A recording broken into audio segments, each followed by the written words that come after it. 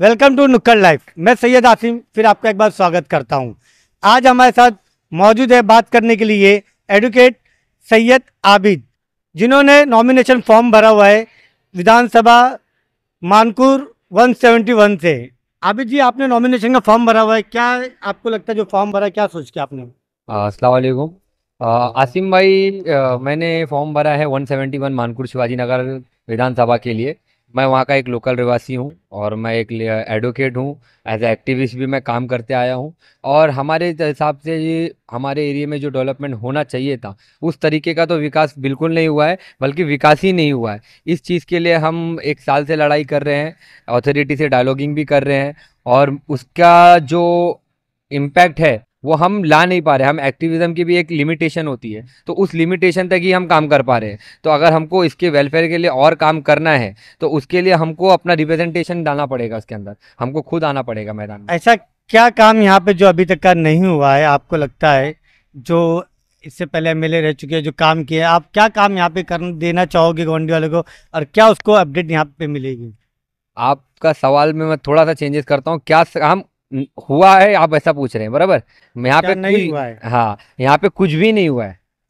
मेरे मानना है यहाँ पे कुछ भी नहीं हुआ है। ना यहाँ पे सेकेंडरी हॉस्पिटल है, ना यहाँ पे एक डिग्री कॉलेज आ पाया है, ना यहाँ पे एक रिहेबिलिटेशन सेंटर है। यहाँ पे ड्रग्स का हब होते जा रहा है, उस पर कोई काम नहीं हुआ। चलो ड्रग्स का लोग एडिक्शन है, चलो उसका मैं मानता हूँ, वो ऑल ओवर इंडिया के रेशू है। मगर यहाँ पे पेडलर्स है, पेडलर्स के बारे में आप क्या करोगे? यहाँ पे जो गोडाउन्स है, मतलब यहाँ के एक इशू नहीं है। यहाँ पे पॉपुलर इन्वायरमेंट पे आ जाओ, इन्वायरमेंट पे इतना पोल्यूटेड है। बायोमेडिकल तो हम लोग को जेल ही रहे थे, वेस्ट मैनेजमेंट प्लांट भी आ गया हमारे लिए।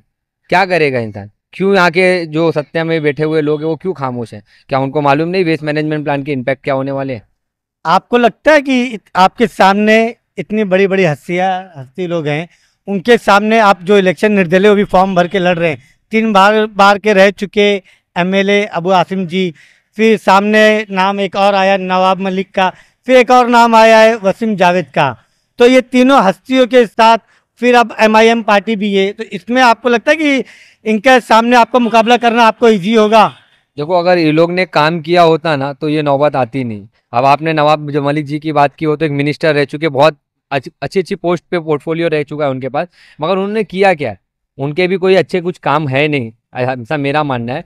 और अबू आसिम साहब ने अगर काम किया होता तो इतने जो कैंडिडेट आपको जो दिख रहे हैं, उनके जो अपोजिशन दिख रहा है, वो होता ही नहीं। उन्होंने काम नहीं किया कि लोग उनका विरोध कर रहे हैं। डेवलपमेंट पे ही उनका विरोध कर रहे हैं ना, कोई व्यक्तिगत नहीं है। यहाँ पे जो लड़ाई है हमारी, सिर्फ और सिर्फ विकास की लड़ाई है।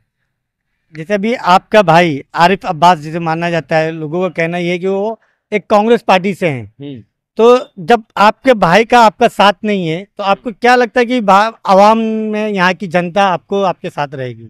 देखिए, उनकी आइडियोलॉजी और उनकी पॉलिटिकल पार्टी से आज से नहीं, वो 10 साल पहले एफिलेटेड है। और मैं कोई पॉलिटिकल पार्टी से नहीं हूँ, मैं एज अ एक्टिविस्ट बन के काम करते आ रहा हूँ।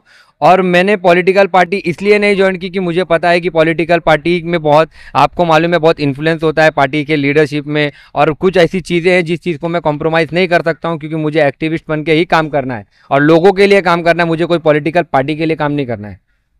हमारे चैनल के माध्यम से गवंडी वालों को आप क्या संदेश देना चाहोगे अपने लिए और गवंडी वालों के लिए? देखो, मैं गोवंडी की आवाम को, मानकुर शिवाजी नगर विधानसभा के लोगों को यही बोलूँगा, आपके पास कोई भी वोट मांगने आ रहा है, कोई सा भी कैंडिडेट आ रहा है, आप उससे सिर्फ इतना पूछिए आपने क्या किया, और उनका प्रीवियस रिकॉर्ड देखिए, और पहले उन्होंने क्या कमिटमेंट किया था उसको कितना फुलफिल किया। सिर्फ और सिर्फ विकास पे वोट दीजिए। जो कोई आपको लग रहा है विकास की बात कर रहा है और लग रहा है करेगा, उसे दीजिए। अगर मैं लग रहा हूँ तो मुझे दीजिए। अगर कोई और लग रहा है, आपको लग रहा है कि विकास होगा, तो विकास पे वोट दीजिए। सिर्फ और सिर्फ विकास पे वोट दीजिएगा।